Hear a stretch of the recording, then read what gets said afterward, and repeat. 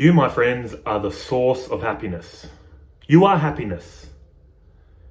You're the source, you are happiness. Have you ever heard these type of words on the spiritual path? I've heard this for so many years, and when I first got into spiritual teachings, you'd hear this kind of stuff.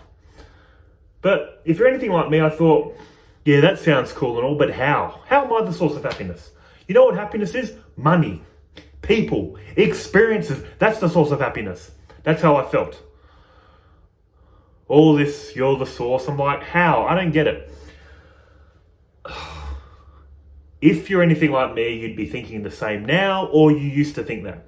And in this video, I'm going to show you how you are the source of happiness, what they're really pointing at. And I've mentioned this in many videos before if you've seen my videos.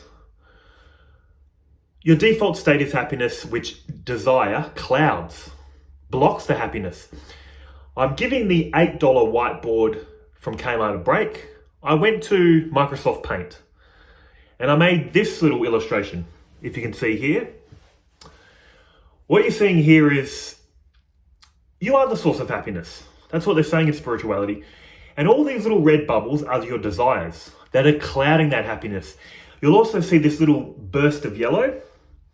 What that represents is, if you picture that burst of yellow, that little burst of happiness was recently covered with another ball of desire, that's you being miserable. When a desire is fulfilled, you get this little burst of happiness, which I'm trying to show in this illustration. Pretty soon, once that burst of happiness happens, it gets covered with another desire usually. And then another ball of desire might pop. You get another little burst of happiness and another little burst of happiness. What I'm trying to show you with this is you are happiness, clouded by desires. And once you understand this idea, everything falls into place. And this is why in the teachings of oneness, non-duality, that's what they're saying. Your default state is happiness, peace. Why? Because reality is ultimately non-dual, not two. There is the one undivided fabric appearing separate. Appearance, no problem. I need to appear like I'm here to experience you there, to experience the world. Appearance is required. The appearance of separation is required to experience, no problem. But here's the issue. Here's the difference between the unenlightened and the spiritually advanced or the enlightened. The unenlightened, in ignorance, think it appears separate and it's really separate. So the ego takes this one undivided fabric, makes it appear separate, but makes you think and feel you're separate, which generates all the misery. Your default state is peace and happiness, like in this illustration, but it's clouded by desire. You know why you desire? Because you feel you're separate. You think you're separate. That's what's creating all these bubbles of desire. And you're only getting little bursts of happiness. But once the teaching of oneness, non-duality starts slowly sinking in, first through the intellect, understanding it intellectually, and then feeling it, these little bubbles of desire will slowly be burst. That's where you're going to feel more and more happiness, more and more uncaused joy. You'll find yourself just being happy for no reason. Because the more you contemplate these teachings of oneness, the more spiritual practice you do, the less of these bubbles are clouding your happiness. And that's why you're going to feel more and more peace and happiness. Nothing about your external circumstances need to change. It's just what's happening is you're desiring less and less. The more you understand oneness and start feeling it, the less you desire, the more of your default state shines through. What is enlightenment? I made this little illustration. When all desire is removed, that's what they class as enlightenment. There is no desires blocking what you are anymore. That's why it's full-blown peace and joy. And that's why I've mentioned in other videos, the enlightened don't need rules. They don't need all these moral do's and don'ts. They won't cross the lines of morality. You know why? Once they're in that state, they're complete. They've found peace and happiness, so why would you disturb that? You know what disturbing this would be like? You've realized you're the source of happiness, no desire.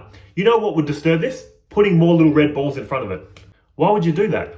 You're already at peace. Why would you want to put these little red desire balls over it again? It's a waste of time. This is why the fully enlightened will not cause harm to others, will not desire this world. Why? They feel one with all reality. They still acknowledge there's the appearance of separation, but they know it's just an appearance. It's paper thin. Once you've eaten, once you feel full, if you've had a huge meal and someone says, I know an all-you-can-eat restaurant we can sneak in down the road. In other words, break the law, cross the lines of morality. The enlightened in that state would say, look, I'm full. I can't eat anymore. Even if I wanted to, I can't. That's how they feel, totally at peace. You're at peace. Why are you desiring so much? Because you feel separate, thinking these little desires are going to bring you happiness. And yes, they do. Like in the original illustration. We're clouded with desires. When we pop one, a little bit of burst of happiness comes. Then it's covered again. Another one's popped. Burst of happiness. See what I'm saying? See what they're trying to show you. Your default state is happiness. Clouded by desires. Why do you desire? Because the ego gives the appearance of separation and the thoughts and feelings of separation. All that is required is to remove the thoughts and feelings. How do you do that? Spiritual knowledge. The knowledge of Advaita Vedanta, spiritual knowledge, once the intellect is marinated in it, it slowly filters down into feelings. This was my issue for so long. I grew up in Christianity, was told, be loving, be understanding, kind, all that stuff. And I thought, why? So I can go to some heaven? I want happiness. I desire the world. Look how much these worldly people, how much fun they seem to be having. Because I tried it and realized it's not the way. But in any case, there was always the why. I might go to heaven if I do it right. These Eastern teachings gave me the why. What I'm showing you in these videos, once you clearly see it, you go, oh, I get what's happening. My mind is playing this game of separation. When you stop playing the game, you get what you were trying to achieve by playing the game. Peace and happiness.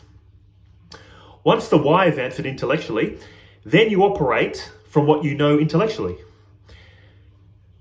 You get things intellectually, but your body's in the habit of still living separate. That's why it takes time to filter down. You need the knowledge anchored in the intellect and then guide your actions, slowly realign your actions to this oneness that you know intellectually. How do you do that on a feeling level? Every time you're feeling feelings that come from ego, separation, anger, fear, judgment, greed, envy, all those deadly sins of the Bible, every time you feel it, you go, hang on, if ever I'm feeling anything negative, that comes from separation, that comes from desire, what's the knowledge I've learnt? Oneness. I am the source of happiness. You realign your actions slowly over time. You get the knowledge first intellectually, the body's in the habit of feeling separate, but slowly every time you keep referring back to the knowledge, what you feel and what you know lines up, and all these little desire bubbles slowly pop. And when they completely pop, you're enlightened. I hold the word enlightenment to such a high standard. If you go to Advaita, they say things like, there's no one here, nothing to do, you're already enlightened, call off the search. There's nothing required, you're already enlightened. But the thing is, even if you get that intellectually, you need to feel it. And how do you feel enlightened? What is the feeling of enlightenment? Oneness. What is oneness? Absence of separation. What is that? Love. Love equals oneness. If you operate from the state of love constantly, 24/7, you're enlightened. But if you still feel anger, irritation, all those egoic thought patterns, don't worry. That's what we're doing on the spiritual path. You go from heavily conditioned egoic thought patterns and feelings to, once you get this kind of knowledge, slowly it loosens up, weakens. I still have flare-ups. I'm a spiritual seeker. You'll never catch me in any video, I promise, saying I'm enlightened, because I'm going to make a video about enlightenment in the future. In Advaita Vedanta, they hold it to a very high standard. So I will never say I'm enlightened. I'm on the path with you guys. The reason I make these videos is to give you some insights that you might not have considered or known about. And this was a big one for me. Source of happiness, and my how. Now I get it. Now I know what to work with. My default state is happiness, so is yours, which is being clouded by egoic thought patterns and feelings. Once you see how it all works, you're like, oh, if I want happiness, stop playing the game of separation, egoic thought patterns and feelings. And of course, like I said, you need to know it intellectually first. Every time you feel these egoic thought patterns and feelings, refer back to the knowledge. It's all one. Why am I getting angry? It's all one. Why am I desiring? See?